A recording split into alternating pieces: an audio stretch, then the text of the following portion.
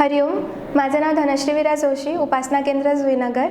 हा अनुभव जो मी सांगते तो पावसासंबंधी आहे। जसं मला बापूंनी अगदी सुखरूप कसं प्रचंड पाऊस असताना घरीपर्यंत पोचवलं त्याच्याबद्दल आहे।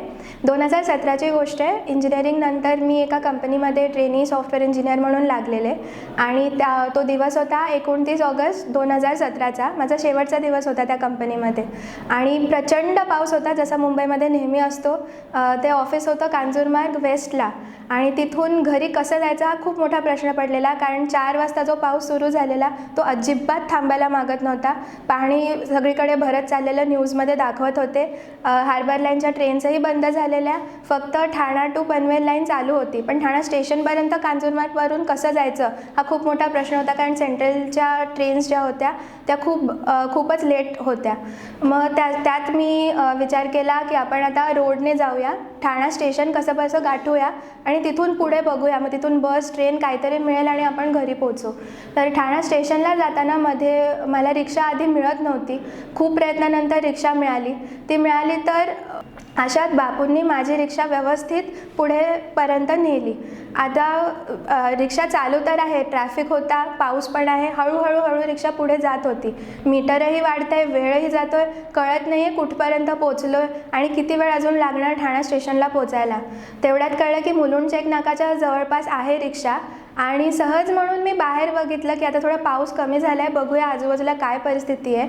तर शेजारी BSTची बस होती जी माझ्या घरापर्यंत सोडणार होती। इतका वेळ झालं, आमचा रोड सेमच होता, पण ती बस मला दिसली नव्हती आणि प्रॉपर त्याच वेळेस जेव्हा पाऊस थोडा कमी झालेला आणि ती बस वळणार, एक वळण घेणार, ठाण्याकडे नाही जाणार, तेव्हा बरोबर माझ्या रिक्षाच्या शेजारी ती मला बस दिसली आणि मी रिक्षावाल्याला पैसे देऊन पटकन बसमध्ये चढले। बघते तर काय सीट रिकामी होती, लेडीजवाली, ती मला सीटही मिळाली। बाकीचे अनेक जण त्या बसमध्ये जे आधीपासून चढलेले होते ते उभेच होते, लटकत होते, काही जण खूप भिजलेले होते पावसामध्ये, पण मी मात्र जसं चढले बसमध्ये तसं मला सीटही मिळाली। आणि ती बस पण अशी की किती पण वेळ घेतला तरी माझ्या घराच्या अगदी दारापर्यंत येऊन सोडणारी होती। असं असताना बसने प्रवास सुरू झाला आणि मध्ये त्या कंडक्टर आणि ड्रायव्हरला काय वाटलं माहीत नाही, त्यांनी वाशी बस डेपो आल्यानंतर ते म्हणाले आपण इथेच थांबूया, पुढे इथून सुटणारी बस तुम्ही पकडून जा। आणि आम्ही सगळे प्रवासी मग त्यांना कंप्लेंट करू लागलो की असं काय करता, एकतर पावसाची वेळ, लेडीज आहेत, इतके वाजलेत, कारण तेव्हा रात्रीचे 11:30 वाजून गेलेले। मी 5 वाजता कांजूरवरून निघालेले संध्याकाळी, 11:30पर्यंत मी फक्त वाशीला पोचलेले। आणि असं असताना मग सगळ्यांचं त्यांनी ऐकून घेतलं कसंबसं, बापूंनीच त्यांना बुद्धी दिली आणि आम्ही पुढचा प्रवास सुरू केला। मग वाशी ते नेरूळ फार काही पाणी इथे नवी मुंबई साईडला भरत नाही, त्यामुळे ते पटकन पोचलो। 10 मिनिटात आम्ही नेरूळ बस डेपोला आलो आणि 12 वाजता मी माझ्या घरी पोहोचलेले होते। मी ह्याच्यातनं एवढंच सगळं शिकले की इतकं पाणी भरून वाहत होतं, माझी रिक्षा बंद पडली नाही। मला जेव्हा वेळ आली तेव्हा व्यवस्थित ती बस दिसली। ती बस आधेमध्ये बंद पडली नाही, कारण बसेस देखील त्या पाण्यामध्ये बंद पडत होत्या।